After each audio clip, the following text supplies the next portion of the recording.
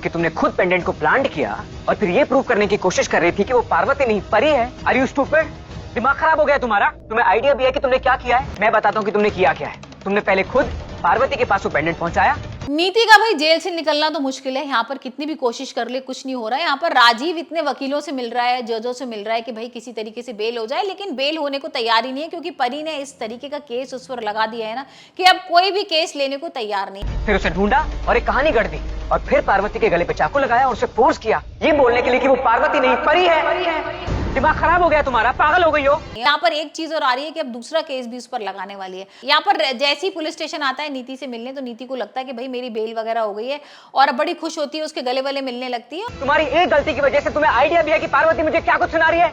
उधर तुम्हारी माँ परेशान, इधर मेरी माँ परेशान है। 1 साल की मेहनत खराब कर दी तुमने नीति। मार्केट में थू हो रही है मेरी तुम्हारी वजह से।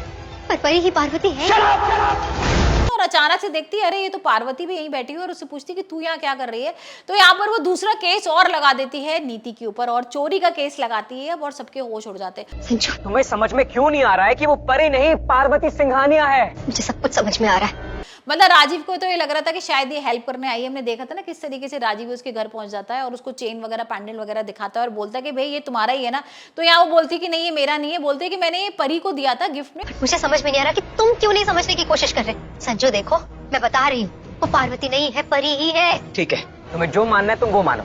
और यहाँ पर पार्वती बोलती तुमने परी को दिया था ना, मैं तो पार्वती हूँ, तो तुम मेरे पास क्यों आ गए हो बार बार इसको लेकर के मैं परी हूँ और मैं परी नहीं हूँ। तुम एक बार सोच लो, अगर तुमने दोबारा बोला ना कि मैं परी हूँ, तो नीति की तरह तुम्हें भी मैं जेल में भेज दूँ। और जो मुझे मानना है वो मैं मानूंगा और तुम्हें सोसाइटी को प्रूव नहीं कर पाऊंगा तुम्हारी तरह। और अपनी इमेजिनेशन में ना थोड़ा कंट्रोल रखो, वरना ये जो थोड़ी मोड़ी हेल्प कर पा रहा हूँ ना वो भी नहीं कर पाऊंगा। दूंगी। और राजीव को ये तो समझ में आ गया कि परी है, लेकिन यहाँ पर किस तरीके से प्रूफ करना है ये उसको भी समझ में नहीं आ रहा है। वही हम देख रहे हैं कि भाई नीति के ऊपर एक और केस लग गया है चोरी का, और नीति को दोबारा से जेल के अंदर बंद कर देते हैं। अब राजीव किस तरीके से बचाएगा भाई नीति को, ये तो आने वाले एपिसोड में ही देखेंगे। लेकिन जिस तरीके का एक प्रोमो आ रहा था ना कि किसमें राजीव भीख मांग रहा था भाई, परी से बोल रहा था कि तुम भाई नीति को निकाल दो, बेल कर दो और मैं कुछ भी करने को तैयार हूँ, तो यहाँ पर भाई वो एक शर्त भी रख देती है परी कि तुम कुछ भी करने को तैयार हूँ। अब वो शर्त क्या होगी ये तो हम देखेंगे आगे। लेकिन यहाँ पर एक चीज हो सकती है कि परी बोले कि भाई तुम नीति की जगह ना तुम जेल के अंदर चले जाओ और तुमने जो सारे जुर्म किए ना उसको कबूल लो।